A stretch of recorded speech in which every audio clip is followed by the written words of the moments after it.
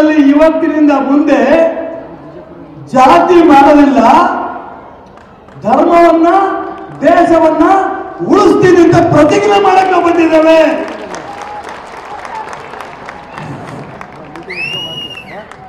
ನಾನು ಅದಕ್ಕೋಸ್ಕರ ಹೇಳಿದೆ, ಸಾವಿರಾರು ಕಾರ್ಯಕ್ರಮಗಳಾಗಿದೆ ದೇಶದಲ್ಲಿ.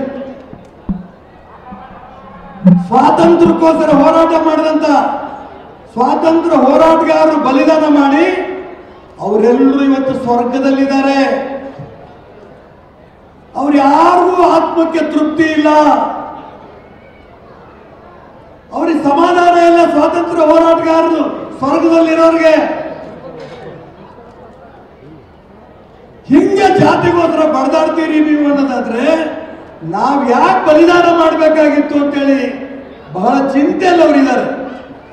ಇವತ್ತು 1008 ಸ್ವಾಮಿಗಳ ಪಾದವನ್ನ ಮುಟ್ಟಿ ವೇದಿಕೆ ಮೇಲಿರುವಂತ ಕಾಡಸಿದ್ದೇಶ್ವರ ಸ್ವಾಮಿಗಳು, ಸಿದ್ದರಾಮಾನಂದಪುರಿ ಸ್ವಾಮಿಗಳು, ಸೋಮೇಶ್ವರ ಸ್ವಾಮೀಜಿಗಳು, ಅಮರೇಶ್ವರ ಸ್ವಾಮೀಜಿಗಳು, ಹುಲಜಂತಿ ಮಾಳಿಂಗರಾಯರು, ಮಾದಲಿಂಗ ಮಹಾರಾಜರು, ಚಂದ್ರಾಯ ಪೂಜಾರಿಯವರು, ಮಕ್ಕಳಾಪುರ ಸ್ವಾಮೀಜಿಗಳು, ಮಹಾವೀರ ಪ್ರಭು ಸ್ವಾಮೀಜಿಯವರು, ಜಗದೀಶ್ ಆನಂದ ಸ್ವಾಮೀಜಿಯವರು, ಈ ರೀತಿ ಸಾವಿರಾರು ಸ್ವಾಮಿಗಳ ಹೆಸರನ್ನು ನೆನಪಿಸೋತಿಲ್ಲ.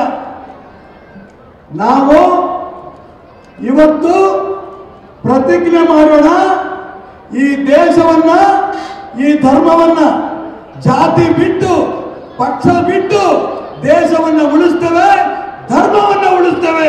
ಈ ಪ್ರತಿಜ್ಞೆ ಮಾಡಕೊಂಡಿದ್ದೇವೆ. ಕೆಲವರು ಹೇಳ್ತಾರೆ ಆ ಜಾತಿಯವ್ರ ಜಾತಿ ಮಾಡ್ತಾ ಇಲ್ಲನ್ರಿ, ನಾವ್ಯಾಕ್ರಿ ಮಾಡಬಾರ್ದು. ಇದು ಉತ್ತರ ಅಲ್ಲ. ಅವರು ಸಣ್ಣತನ ತೋರಿಸಿದಾಗ ನಾವು ದೊಡ್ಡತನ ತೋರಿಸಿದ್ರೆ ಆ ದೊಡ್ಡತನದಿಂದ ನಮಗೆ ಸ್ವರ್ಗದಲ್ಲಿದ್ದ ಸ್ವಾತಂತ್ರ್ಯ ಹೋರಾಟಗಾರ ಆಶೀರ್ವಾದ ಮಾಡ್ತಾರೆ. 1008 ಜನ ಸ್ವಾಮಿಗಳು ಕೂತಾರಲ್ಲ, ಕೇವಲ ಸ್ವಾಮಿಗಳಲ್ಲ ಅವರು, ನಮ್ಮೆಲ್ಲರೂ ಕೂಡ ದೇವರ ಸ್ವರೂಪ, ದೇವರುಗಳವರು, ದೇವರುಗಳು. ಆ ದೇವರುಗಳ ಹತ್ರ ಕೂತ್ಕೊಂಡು ಬೇರೆ ಜಾತಿಯವರು ಜಾತಿ ಮಾಡ್ತಾರೆ, ನಾವು ಕೂಡ ಜಾತಿ ಮಾಡಬೇಕು ಅಂತ ಹೊರಟ್ರೆ ಬಹಳ ಸಣ್ಣವರಾಗ್ತೀವಿ. ನಾವು ಸಣ್ಣವರಾಗಕ್ಕೆ ಇಲ್ಲಿ ಬಂದಿಲ್ಲ. ನಾವು ಬೇರೆ ಅಕಸ್ಮಾತ್ ಯಾರು ಜಾತಿ ಮಾಡ್ತಾ ಇದ್ರೆ ನಾವು ಉದಾರವಾಗಿ ಹೋಗ್ತಾ ಇರೋದ್ರಿಂದ ನಮ್ಮಿಂದ ಅವರು ಕಲಿತಾರೆ. ನಾವು ಕೂಡ ದೊಡ್ಡವರಾಗಬೇಕು, ಈ ದಿಕ್ಕಲ್ಲಿ ನಾವು ಪ್ರಯತ್ನವನ್ನು ಮಾಡ್ತಾ ಹೋಗ್ಬೇಕು. ನಾವೆಲ್ಲರೂ ಕೂಡ ಧರ್ಮ, ನಮ್ಮ ಧರ್ಮ ಧರ್ಮ ಅನ್ನೋದನ್ನ ಮರ್ತಿರೋದ್ರಿಂದ ಏನಾಗತ್ತೆ, ನಮ್ಮೆಲ್ಲರೂ ಕೂಡ ಗೋವು ಗೋಮಾತೆ, ಹೌದಲ್ಲ? ಗೋವನ್ ಏನಂತ ಕರಿತೀವಿ? ಗೋವನ್ ಏನಂತ ಕರಿತೀವಿ? ಗೋಮಾತೆ. ಗೋಮಾತೆ ಪರಿಸ್ಥಿತಿ ಏನು? ಚಾಮರಾಜಪೇಟೆಯಲ್ಲಿ, ಬೆಂಗಳೂರಿನಲ್ಲಿ ಆ ಗೋಗಳದ್ದು 3 ಗೋಗಳು ಕೆಚ್ಚಲನ್ನ ಕಟ್ ಮಾಡಿದ್ದಾರೆ. ಕೆಚ್ಚಲನ್ನ ಕಟ್ ಮಾಡಿದ್ದಾರೆ. ಗರ್ಭ ಹಾಕಿರಂತ, ಗರ್ಭಿಣಿ ಆಗಿರಂತ ಹಸುದ ಫೋಟೋ ತೆಗೆದು ವಾಟ್ಸಪ್ ಅಲ್ಲಿ ಕಳಿಸಿ, ಯಾರಿಗಾರು ಇದ್ರ ಮಾಂಸ ಬೇಕು ಅಂತ ಆರ್ಡರ್ ಕೊಟ್ರೆ ನಿಮಗೆ ಮಾಂಸ ಕಳಿಸ್ತೀವಿ ಗೋವಿಂದು ಅಂತೇಳಿ ಗೋವನ್ನ ಕಳೆದು ಮಾಂಸವನ್ನು ಮಾರಾಟ ಮಾಡ್ತಿದ್ದಾರೆ. ಕಣ್ಣೆದುರಿಗೇನೆ ಗೋವಿನ ಬಾಲ ಕಟ್ ಮಾಡ್ತಾರೆ. ಗೋವಿಗೆ ಆಗ್ತಾ ಇರಂತ, ನಮ್ಮ ತಾಯಿಗೆ ಆಗ್ತಾ ಇರಂತ ಹಿಂಸೆ ನೋಡಿಕೊಂಡು ದಿನ ಸುಮ್ಮನೆ ಕೂತಿದ್ರೆ ಪೇಪರ್, ಟಿವಿನಲ್ಲಿ ನಾವು ಧರ್ಮ ಉಳಿಸ್ತೀವಿ ಅಂತ ಹೇಳೋರು ನಾವು ಬದುಕಿದ್ರು ಸತ್ತಂಗೆ, ಬದುಕಿದ್ರು ಸತ್ತಂಗೆ. ಇನ್ನು ಮುಂದೆ ಈ ರೀತಿ ನಮ್ಮ ಗೋಮಾತೆನ ಯಾರು ಮುಟ್ಟಿದ್ರೆ, ನಮ್ಮ ಗೋಮಾತೆನ ಯಾರು ಕಳೆದ್ರೆ ನಾವು ತೀರ್ಮಾನ ಮಾಡೋಣ, ನಮ್ಮ ಗೋಮಾತೆಯನ್ನು ಯಾರು ಕಡಿದ್ರೆ ಅವ್ರ ಕೈಯಿಂದ ನಾವು ಕಡಿತೇವೆ. ಈ ತೀರ್ಮಾನ ಮಾಡ್ಕೊಂಡು ಹೋಗೋಣ. ಇಷ್ಟು ವರ್ಷ ಆದರೂ ಕೂಡ ನಮ್ಮ ಗೋವಿಗೆ ಕಡಿತಾರೆ, ನಮ್ಮ ತಾಯಿನ ಕಡಿತಾರೆ ಅಂತ ಆದಾಗ ಯಾಕ್ರಿ ನಾವು ಬದುಕಿರ್ಬೇಕು? ಇಷ್ಟು ಜನ ಸಾಧು ಸಂತರು ಆ ಕಡೆ ಈ ಕಡೆ ಎಲ್ಲ ಕೂತಿರೋರು ಒಂದು ಕಾರ್ಯಕ್ರಮಕ್ಕೋಸ್ಕರ ಬಂದಿಲ್ಲ, ನಮ್ಮನ್ನು ಜಾಗೃತಿ ಮಾಡಕ್ ಬಂದಿದ್ದಾರೆ. ಹಾಗಾಗಿ ನಾನು ಇಷ್ಟು ಮಾತ್ರ ಹೇಳ್ತೇನೆ, ನಾವು ಇನ್ನು ಮುಂದೆ ಗೋ ರಕ್ಷಣೆ ಮಾಡಬೇಕು. ಅತ್ಯಾಚಾರಗಳಾಗ್ತಾ ಇದೆ ನಮ್ಮ ಹೆಣ್ಮಕ್ಳ ಮೇಲೆ, ಅತ್ಯಾಚಾರ ನಿಲ್ಲಿಸಬೇಕು.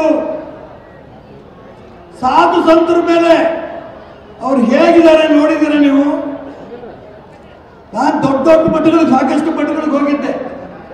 ಅವೇ ಮಠಗಳು ಹಿಂದೂ ಸಮಾಜ ಮಠ ಅಭಿವೃದ್ಧಿ ಆಗಬೇಕು ಅನ್ನೋ ಅಪೇಕ್ಷೆ ಇತ್ತು. ನಮ್ಮ ಸರ್ಕಾರ ಇದ್ದಾಗ 109 ಕೋಟಿ ಸದಾನಂದ ಗೌಡರು ಮುಖ್ಯಮಂತ್ರಿ ಆದಾಗ, 129 ಕೋಟಿ ಬಸವರಾಜ ಬೊಮ್ಮಾಯಿ ಮುಖ್ಯಮಂತ್ರಿ ಆದಾಗ ಕೊಟ್ಟಿದ್ವಿ. ಆದ್ರೆ ಕೂತಿಯರಲ್ಲ ಆ ಕಡೆ ಈ ಕಡೆ ಸಾಧು ಸಂತರು, ಅವ್ರ ಮಠಗಳಿಗೆ ಬಹಳ ಮಠಗಳಿಗೆ ಹೋಗ್ಬಿಟ್ಟು ಬಂದೆ ನಾನು. ಕಣ್ಣಲ್ಲಿ ನೀರು ಬರುತ್ತೆ. ಆ ಮಠಗಳು ಯಾವ ಪರಿಸ್ಥಿತಿ ಇದೆ ಅಂದ್ರೆ,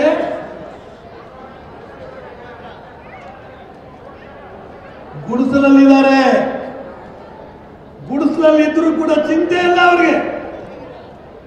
ನಮ್ಮ ಧರ್ಮ ಜಾಗೃತಿ ಆಗಬೇಕು ಅಂತೇಳಿ ಮನೆ ಮಠ ಬಿಟ್ಟು ತ್ಯಾಗಿಗಳಾಗಿ ನಮ್ಮ ಅಭಿವೃದ್ಧಿಗೋಸ್ಕರ ಪ್ರಯತ್ನ ಮಾಡ್ತಾ ಇದಾರಲ್ಲ.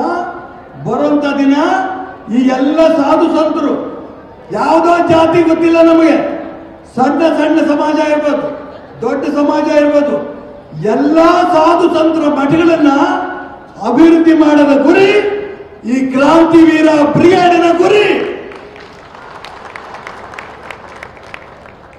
ಇವತ್ತು ನಾವು ಸೇರ್ತಾ ಇದ್ದೀವಿ ಇನ್ನು ಮೊದಲನೇ ಬಾರಿ. ಮುಂದೇನು ಬಹಳ ಜನ ಕೇಳ್ತಾ ಇದ್ದಾರೆ, ತುಂಬಾ ಜನ ಕೇಳ್ತಾ ಇದ್ದಾರೆ. ನೀವು ನೋಡ್ತಾ ಇರ್ಬೋದು, ರೈತರು ತುಂಬಾ ಜನ ರೈತರು ಬಂದಿದ್ದೀರಿ. ನಮ್ಮ ಜಮೀನ ವಕ್ತಾಸ್ತಿ ಮಾಡಿಬಿಟ್ಟಿದ್ದಾರೆ.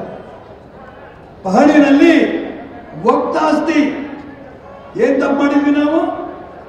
500,000 ವರ್ಷಗಳು ಅಪ್ಪ ಅಜ್ಜ ಮುತ್ತಜ್ಜನ ಕಾಲದಿಂದಲೂ ಕೂಡ ನಮ್ಮ ವಂಶದಲ್ಲಿ ಇದ್ದಂತ ಆ ಜಮೀನು ವಕ್ತಾಸ್ತಿ ಅಂತ ಮಾಡ್ಕೊಂಡಿರ್ಬೇಕಾದ್ರೆ ಎಷ್ಟು ಸೊಕ್ಕಿರ್ಬೇಕು ಇವರಿಗೆ. ಈ ಬ್ರಿಗೇಡ್ ನಾನು ನಿಮ್ಗೆ ಹೇಳ್ತೇನೆ, ಸಾಧು ಸಂತರ ನೇತೃತ್ವದಲ್ಲಿ ಎಲ್ಲ ರೈತರ ಭೂಮಿ ವಾಪಸ್ ಅವರ ಹೆಸರಿಗೆನೆ ಪಹಣಿ ಆಗಬೇಕು. ಅಲ್ಲಿ ತನಕ ಕೂಡ ನಮ್ಮ ಹೋರಾಟ ನಿಲ್ಲಲ್ಲ. ಇದು ಬ್ರಿಗೇಡ್ನ ಉದ್ದೇಶ.